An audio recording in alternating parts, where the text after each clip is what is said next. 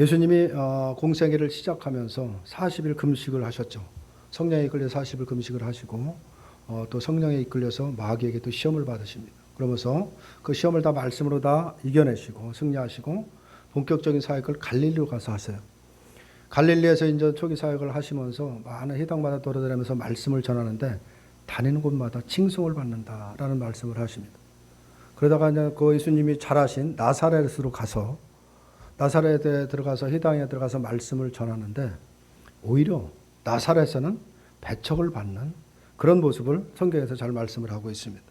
그래서 예수님이 그들을 향해서 선지자가 고향에서 환영을 받는 자가 없다 이런 말씀을 하시니까 거기 모여있던 무리들이 회당에 있던 사람들이 예수님의 말씀을 듣고 화를 내면서 예수님을 죽이려고 하는 낭떠러지게 해서 떨어뜨려서 죽이려고 하는 그런 계획을 세웁니다. 그래서 예수님은 그들을 피해서 다시 가버나움으로 나오시게 되고 갈릴리 가버나움에서 또 회당마다 다니시면서 말씀을 전하십니다. 말씀을 가르치는데 예수님의 가르침을 들은 사람들이 다 놀랐다라는 말씀을 하고 있어요. 왜냐하면 예수님의 말씀이 권위가 있기 때문이다라고 볼 수가 있습니다. 우리가 이러한 말씀을 보면서 한 가지 생각해야 되는 것은 뭐냐면 똑같은 예수님의 말씀을 들어도 반응은 각각 다르다라는 것을 알 수가 있는 성경에서 알 수가 있는 것입니다. 15절을 보면 예수님께서 마귀에게 시험을 받으신 후 갈릴리로 가서 여러 회당을 다니실 때는 많은 사람들이 그 말씀을 듣고 예수님을 칭송했다. 그런 그 말씀을 하십니다. 하지만 나사렛에서 예수님이 잘하신 곳이거든요. 거기에서 말씀을 전했지만 예수님의 말씀을 무시를 받았고 오히려 죽음의 위기까지 처하게 되는 그런 어떤 모습을 보이고 있습니다. 그리고 다시 갈릴리 가버나움에 와서 말씀을 가르칠 때 사람들은 권위가 있는 그 말씀에 놀라는 반응을 보여줬다라고 볼 수가 있습니다. 그렇다면 왜 같은 말씀을 들었는데도 그런데도 불구하고 이렇게 상반된 반응을 보이느냐라는 것이죠. 그것은 다른 것이 아니라 나사렛 사람들이 예수님을 가리켜 뭐라고 얘기를 하냐면 저 예수님이 말씀을 전했지만 요셉의 아들이 아니냐 이런 반응을 보입니다. 이것은 뭐냐면 예수님이 전하시는 그 말씀을 듣는 것이 아니라 바로 그 요셉의 아들이라고 하는 요셉의 아들을 지금 주목하고 있었다라고 볼 수가 있습니다.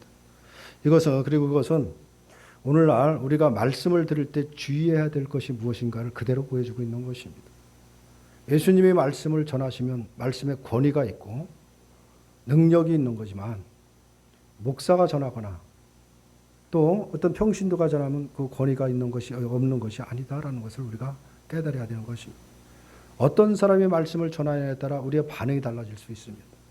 어떤 신학 박사가 또 대학 교수가 말씀을 전할 때 그 말씀을 대부분이 권위 있고 능력 있는 것처럼 받아들이다가도 평신도가 말씀을 전하면 대수롭지 않게 받아들이는 것이 저것은 자기 생각일 수도 있다라는 그런 사고를 갖고 있는 것이 대부분이 우리들의 생각일 수도 있다라는 것입니다. 다시 말하면 똑같은 말씀을 전하는데도 그 받는 사람이 각각 다를 수 있다. 이거 우리가 주의해야 된다라는 것을 오늘 본문을 통해서도 다시 한번 우리를 깨닫게 하는 것입니다.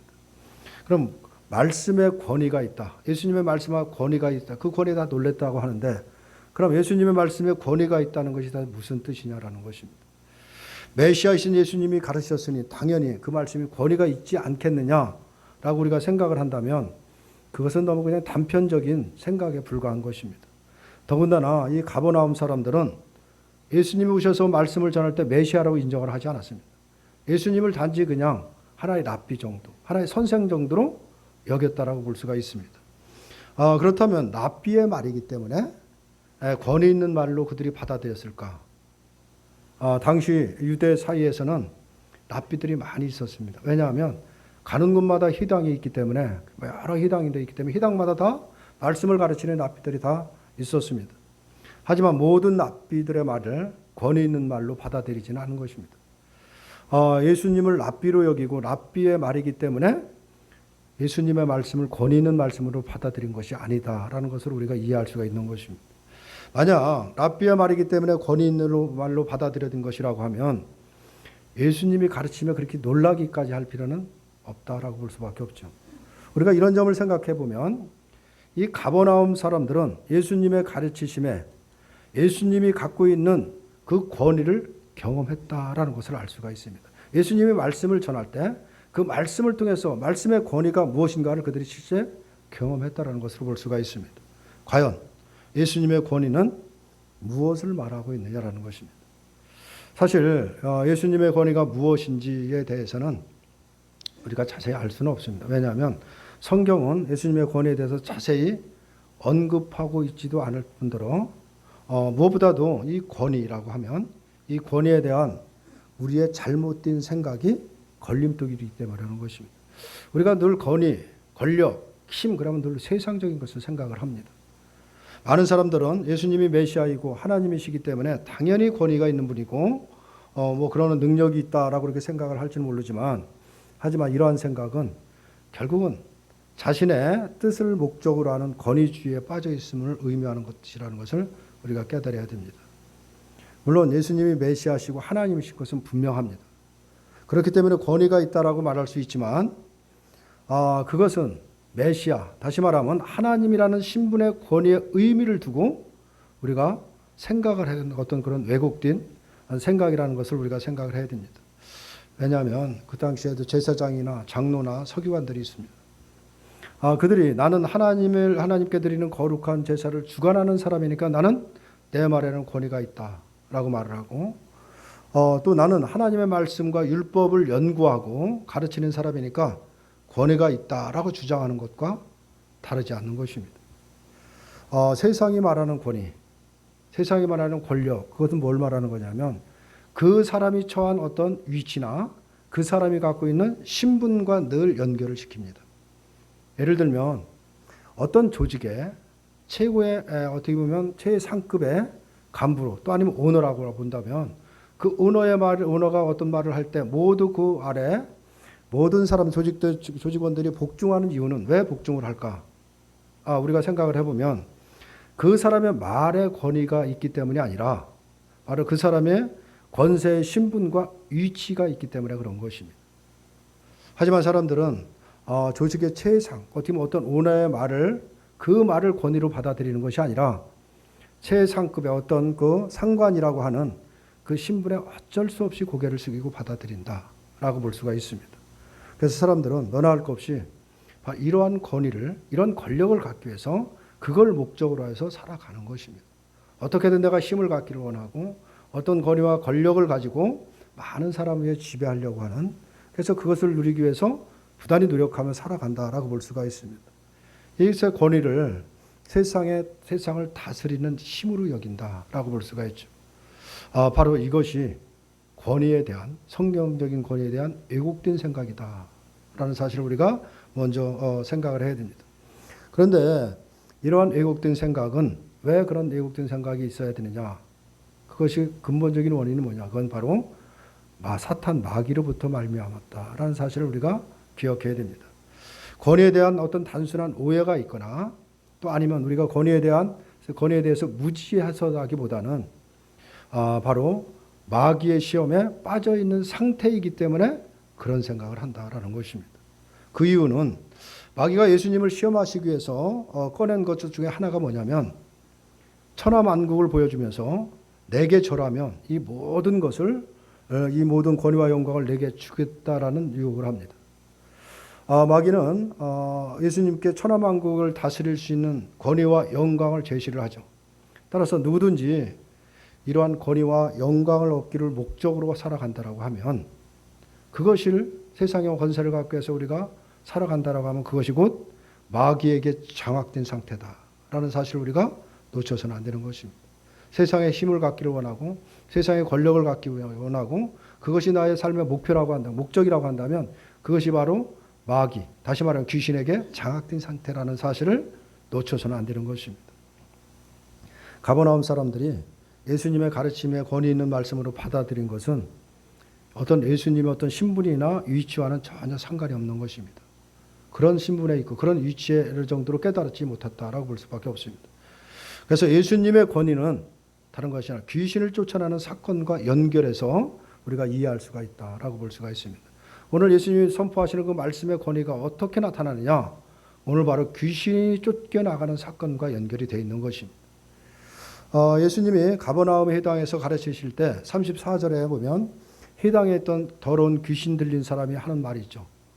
나사렛 예수여, 우리가 당신과 무슨 상관이 있나이까? 우리를 멸하러 왔나이까? 나는 당신이 누구인 줄 아오니 하나님의 거룩한 자니다 라고 크게 소리를 쳤다라고 이렇게 말씀을 하고 있습니다. 그런데 어떻게 귀신 들린 사람이, 우리가 한번 의미 가는 거 있죠. 어떻게? 지금 이 회당이라는 것은 유대인들이 하나님의 말씀을 듣고 예배하기 위해서 모이는 장소입니다. 거룩한 장소라고 볼 수가 있죠. 근데 어떻게 거기에 귀신 들린 사람이 들어와서 있을 수 있느냐라는 것이죠. 귀신이 들린 사람이라고 한다면 분명히 어떤 표가 나타는데 거기에 들어오는 것은 당연히 제지를 받아야 마땅한 것입니다. 또 만약 그런 모습이 들려있다고 한다면 그 사람들에게 들어오지 못하도록 막았어야 당연한 것입니다. 어쩌면 이 귀신 들린 사람이 날뛰는 것은 회당에 있던 사람들을 막지 못했기 때문일 수도 있지만 이 귀신은 예수님을 향해서 뭐라고 말하냐면 거룩한, 하나님의 거룩한 자다라고 이렇게 소리를 지르고 있습니다. 그것도 예수님이 회당에 들어오자마자 소리를 지른 것이 아니라 예수님이 말씀을 선포하자 말씀을 듣고 바로 예수님에게 소리를 질렀다라는 것을 알 수가 있습니다. 그렇게 보면 이 귀신 들린 사람은 예수님이 말씀하실 때는 다른 사람들과 다를 바가 없이 똑같이 말씀을 듣고 있었다라고 볼 수가 있습니다. 다시 말해서 귀신 들린 사람은 회당에 있던 사람, 그 말씀을 듣고 있던 사람들과 누가 다르지 않았다라고 볼 수가 있는 것입니다. 그렇기 때문에 그가 비록 귀신이 들렸다고 하지만은 회당에 들어오는 것을 막지 않았다라고 볼 수밖에 없습니다. 그렇게 이해할 수밖에 없는 것입니다. 아예 그가 귀신이 들렸다라는 사실, 귀신의 지배를 받고 있었다라는 사실조차도 사실 인지하지 못한 것으로 이해할 수밖에 없는 것입니다. 따라서 이 귀신 들린 현상이라는 것을 우리의 시각으로 이해해서는 안 된다. 그걸 지금 말씀을 드리는 것입니다. 우리가 귀신 들린 현상이라고 한다면 대부분이 온몸에 어떤 격렬을 일으키고 입에 어떤 거품을 물면서 발작하는 것이나 또 어떤 정신 착락 같은 증세를 일으키는 것만으로 우리가 그것이 귀신 들린 사람이다 이렇게 생각을 하는데 그것은 잘못된 생각이다라는 것을 우리가 먼저 이해를 해야 됩니다. 그렇게 되면 그렇게 우리가 이해를 하면 예수를 믿지 않지만 성도들과 다를 바 없이 정상적으로 생활하는, 다시 말하면 세상 사람들이죠. 세상 사람들은 귀신이 들리지 않았다라고 말할 수밖에 없기 때문에 그런 것입니다. 귀신은 예수님께 지금 뭐를 말하고 있냐면 우리를 멸하러 왔나이까 라고 이렇게 말하죠. 또 예수님은 자신들이 멸할 수 있는 분이라는 것을 분명히 믿고 있었습니다. 알고 있었던 거죠. 또한 예수님을 자신의 하나님의 거룩한 자라고 말을 합니다. 이 귀신이 예수님에 대한 지식은 정확하다는 걸 알 수가 있습니다. 이 귀신은 누구보다도 예수님이 어떤 분이신지를 정확하게 알고 있었던 것입니다. 그런데 결정적으로 하는 말이 있죠. 결정적으로 우리가 당신과 무슨 상관이 있나이까 이를 지금 말을 하고 있습니다. 이런 말로 예수님과의 관계를 부인하고 있는 것입니다. 이것은 당신이 하나님의 거룩한 자이고 우리를 어떻게 멸할 수 있는 존재라고 해도 우리는 당신을 필요치 않습니다 라는 의미를 갖고 의미로 말을 하고 있는 것입니다. 다시 말해서 당신이 없어도 우리의 힘으로 존재할 수 있다는 것을 말하고 있는 것. 내 힘으로 내 스스로 살아갈 수 있어 존재할 수 있다라는 것을 말하고 있는 것입니다. 이것이 바로 세상이 살아가는 방법이다라는 것을 그대로 보여주고 있는 것입니다. 결국 이 세상에 정상적인 생활을 하고 있는 것처럼 보이지만 아무런 이상이 없는 것 같이 보이지만은 결국 사실은 모두가 사탄 마귀에 붙잡혀 살아가고 있다라는 사실을 그대로 말해주고 있는 것입니다. 그런데 그 증거는 뭐냐? 예수가 없어도 우리의 힘으로 얼마든지 내 삶을 마음대로 살아갈 수 있다라고 고집하고 있는 그런 어떤 사고방식에 붙들려 있기 때문에 그런 것입니다. 이것이 바로 귀신에 붙잡혀 있는 현상이다라는 사실을 우리가 반드시 기억해야 되는 것입니다. 이러한 사고방식의 세상에 예수님의 말씀의 권위가 어떻게 드러나느냐라는 것입니다. 예수님의 말씀이 선포될 때 그 권위가 어떻게 드러날 것인가? 그것은 예수님이 더러운 귀신을 굴복시키고 쫓아내는 것처럼 예수님의 말씀에 굴복하는 것으로 그 권위가 드러난다라는 것을 말씀을 하고 있는 것입니다. 그렇게 보면 이 가버나움 회당에서 가르치실 때 사람들이 권위 있는 말씀에 놀라는 것도 예수님의 말씀에 자신들이 굴복되는 것을 경험했기 때문에 그런 것입니다. 예수님의 말씀이 선포되자 그 말씀이 자신을 사로잡은 겁니다. 결국 나를 사로잡고 내가 결국 그 말씀에 굴복하는 경험을 한 것입니다. 그래서 하나님의 그 예수님의 말씀에 놀랐다라는 것을 지금 말하고 있는 것입니다. 이것이 바로 예수님의 참된 권위다라는 것을 우리가 알 수 있으며, 바로 마귀가 주겠다라고 하는, 자기에게 순복하면 복종하면 바로 주겠다라는 권위와 영광과는 본질적으로 다른 것이다 라는 것을 말하고 있는 것입니다. 사탄은, 마귀는 우리에게 세상에 유혹하는 것은 내가 나를 경배하면, 나를 따르면, 내게 절을 하면, 내가 하라는 대로 하면 세상을 누릴 수 있는 그 권위와 영광을 주겠다라고 미혹하는 것이 사탄 마귀인 것입니다. 그러면서 세상을 장악하고 그들을 끌고 가고 있는 것입니다. 그러나 예수님의 권위, 말씀의 권위라는 것은 예수님의 말씀이 선포될 때 예수님이 어떤 분이신지를 깨닫고 그 말씀 권위에 무릎 꿇는 것입니다. 그것이 바로 예수님의 말씀의 권위가 드러나는 것이다 라고 볼 수가 있습니다. 마귀, 다시 말하는 사탄 마귀에게 주는 권위와 영광과는 본질적으로 다르다는 것을 우리가 이해를 해야 됩니다. 그래서 예수님의 권위는 귀신을 굴복하게 하는 말씀으로 증거가 된다라고 볼 수가 있습니다. 그러므로 교회는 교회의 권위가 아니라 바로 예수님의 권위가 권위로 증거되는 일에 관심을 둬야 되는 것입니다. 다른 데 관심을 두는 것이 아닌 것입니다. 다시 말해서 예수님의 말씀이 말씀 그대로 증거되는 일에 모든 관심을 둬야 되는 것입니다. 이것이 교회의 교회됨이고 바로 교회의 권위라고 말할 수가 있는 것입니다. 이 일에 집중하지 않으면 교회는 교회의 교회됨을 잃어간다는 사실을 우리가 이해를 해야 됩니다. 교회당이 얼마나 크던 간에 상관없이, 얼마나 건축이 크게 하고 얼마나 그 사이즈가 크던 상관없고 거기에 얼마나 많은 사람이 모이던 그것과는 상관이 없는 것입니다. 또 재정이 얼마나 많은가도 그것과도 아무런 상관이 없는 것입니다. 그것과는 전혀 상관없이 오직 예수님의 말씀을 바르게 증거함으로 인해서 귀신이 굴복하고 바로 말씀에 복종하게 되고 하나님께 돌이킴을 받게 되는 그런 사건들, 그런 사건이 날마다 일어나야 되는 것입니다. 그것이 바로 교회됨의 존재다. 교회가 존재하는 이유다라는 사실을 우리가 반드시 기억해야 되는 것입니다. 그것이 바로 교회의 참된 권위라는 것을 우리가 기억해야 됩니다. 이런 점을 생각해 본다면 지금 많은 교회들이 예수님을 말씀을 증거하는 것에 만약에 목적을 두지 않고 교회를 어떻게 보면 부흥시키고 교회의 어떤 사이즈를 키우는데 우리가 목적을 둔다라고 한다면 예수님의 말씀에 권위의 위기를 초래할 수 있다는 사실을 우리가 기억해야 되는 것입니다. 교회가 많이 부흥되는 것은 대단히 중요한 겁니다. 교회가 많은 일을 감당하는 것도 대단히 중요한 것이죠. 그건 우리가 열심히 힘써서 이뤄가야 되고 그렇게 많은 일들을 감당하면서 하나님 나라를 선포해야 되는 것은 당연하지만, 그러나 중요한 것은 바로 예수님의 말씀의 권위를 잃어버린다라고 하면, 다시 말하면 교회의 권위를 주장하거나 목사의 개인의 권위를 주장하기 위해서 그 교회에 힘을 쓰고 있다라고 하면 그건 대단히 교회의 권위 상실의 위기에 직면하고 있다는 사실을 우리가 생각해야 됩니다. 힘을 가지고 있는 것으로 교회의 권위를 나타내려고 하고, 목사 또한 교회를 부흥시킴으로 해서 교회를 크게 이룸으로 해서 자신의 권위를 나타낸다고 하면 그것이 바로 참된 권위를 상실하는 것이다 라는 사실을 우리가 기억해야 됩니다. 이처럼 자신의 성취해 나가는 일에만 마음을 두는 것이 아니라 우리가 근본적으로 무엇에 마음을 쓰고 무엇을 위해서 우리가 집중해야 되는지를 반드시 깨닫고 우리가 신앙생활을 해야 되는 것입니다. 우리가 예수님과 상관없이 자신을 위해 살고자 하는 것, 또 내 목적을 이루기 위해서 살아가는 것, 이것이 바로 귀신에 붙잡혀 있는, 귀신이 들린 상태라는 것을 성경이 말하고 있는 것입니다. 이 부분을 우리가 반드시 기억해야 됩니다. 그래서 교회는 예수님을 하나님의 거룩한 아들이라고 고백을 합니다. 또 세상에 심판하시고 멸하시는 그런 분으로 오신다라는 것도 교회는 다 믿고 있습니다. 그런데 그 삶은, 살아가는 모든 삶은 당신이 나와 무슨 상관이 있나이까 라고 하는 그런 식으로 우리가 살아간다라고 하면 얼마나 심각한 것인가를 우리가 생각을 해야 되는 것입니다. 교회는 하나님의 말씀을 자기 이익을 목적으로 외치어서는 안 되는 것입니다.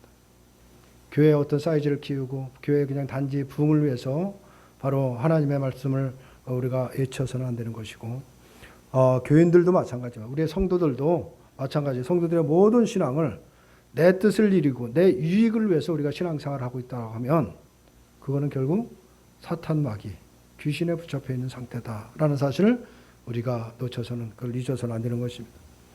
말씀의 권위에 복종하는 것은 없고 세상의 권위와 영광을 위해서 마음을 두고 살아간다라고 하면 그것이 바로 귀신이 주장하고 있는 상태다라는 것을 우리가 생각을 해야 됩니다. 예수님의 말씀은 바로 우리를 귀신으로부터 해방시키고 자유하게 하는 것입니다. 그것이 바로 예수님의 권위의 말씀이다라고 볼 수가 있습니다. 말씀을 우리가 붙잡을 때, 말씀을 우리가 반드시 붙잡을 때 그 말씀의 권위로 인해서 사탄 마귀가 귀신이 다 떠나가는 것입니다. 근접하지 못한다는 사실을 우리가 반드시 믿어야 되는 것입니다. 그래서 예수님의 말씀은 가난한 자에게는 복음으로 전해질 수밖에 없는 것이고 마귀에게 포로된 자들에게는 자유를 얻게 하는 것이고 바로 진리의 세계를 보지 못하는 자들에게는 진리가 뭔지를 아는 진리를 바로 볼 수 있는 눈을 뜨게 하는 것입니다. 바로 그래서 우리의 모든 것을 자유롭게 하는 그런 권위로 다가오는 것이 예수님의 말씀이다라는 사실을 기억해야 됩니다. 교회의 권위는 말씀에 있음을 반드시 기억해야 되는 것입니다. 교회의 권위는 다른 데 있는 것이 아닌 것입니다. 애당초 교회나 목사가 부여받은 권위는 아무것도 없습니다. 무엇을 자랑하고 주장할 것도 아무것도 없는 것입니다. 단지 예수님의 권위의 말씀을 증거하라고 존재하고 있을 뿐이다 라는 사실을 기억해야 됩니다. 그리고 교회도 목사도 그 권위는 예수님의 권위의 말씀을 자기의 목적으로 하지 않고 바르게 전파하는 것에 있음을 반드시 우리가 기억해야 되는 것입니다. 만약 예적인 조건을 힘으로 여기고 그 힘을 자신의 권위로 삼고자 한다고 하면 그것이 곧 귀신에게 장악된 상태임을 알아야 합니다. 말씀은 바로 우리를 예수님께 순종하게 하고 우리를 목적으로 하는 내 뜻을 목적으로 하는 것이 아니라 내 유익을 위해서 살아가게 하는 것이 아니라 예수님께 모든 것을 마음을 두고 뜻을 두게 하는 그 길로 가게 함으로 인해서 그 권위를 드러내고 우리는 그 같은 말씀에 늘 권위에 놀랄 수밖에 없는 것입니다. 왜냐하면 우리는 애당초 자신의 뜻과 자의 이익을 위해서만 살아가고 있기 때문에 그런 것입니다. 이런 우리들을 바로 말씀으로 굴복시키고 예수님께 모든 뜻과 마음을 두게 하는 것이 바로 말씀의 능력이고 말씀의 참된 권위다라는 것을 말씀을 하고 있는 것입니다. 우리는 말씀의 권위에 날마다 굴복되는 삶을 살아야 된다라는 사실을 우리가 기억해야 됩니다. 근데 우리는 말씀이 날마다 우리가 말씀을 대하고 우리가 말씀을 늘 우리가 가까이 하고 말씀을 붙잡지만 그 목적을 나의 유익이나 나의 어떤 뜻을 이루기 위해서 사용한다라고 하면 그것은 결국은 사탄 마귀가 주장하는 길로 가는 것이다 라는 사실을 우리가 놓쳐서는 안 되는 것입니다. 그래서 우리는 끊임없이 말씀이 예수님 말씀을 통해서 우리를 굴복하게 하고 바로 그 말씀에 우리를 날마다 순종하는 길로 따라가도록 하게 하는 것, 그것이 하나님의 사랑이고 은혜다라는 것을 우리가 깨달아야 됩니다. 이 은혜를 우리는 날마다 누려야 된다라는 것을 말씀을 하고 있습니다. 하루하루 살아가는 동안에 우리는 이미 사탄 마귀 귀신에서부터 해방된 존재들입니다. 거기에 미혹되지 않도록 날마다 깨어서 기도하시는 저와 여러분들이 되시기를 주님의 이름으로 축원합니다.